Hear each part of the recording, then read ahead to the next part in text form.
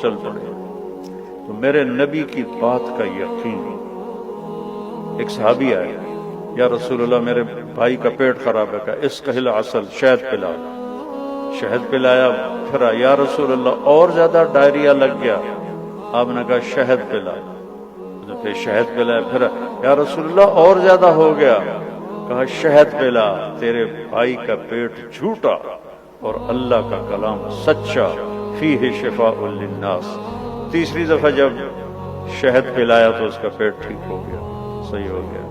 تو بھائیو، بات یہ ہے کہ سود ایک بڑی لعنت ہے، لینا، دینا اس سے چھوٹی لعنت ہے، لیکن سود لینا یہ بہت بڑی لعنت ہے۔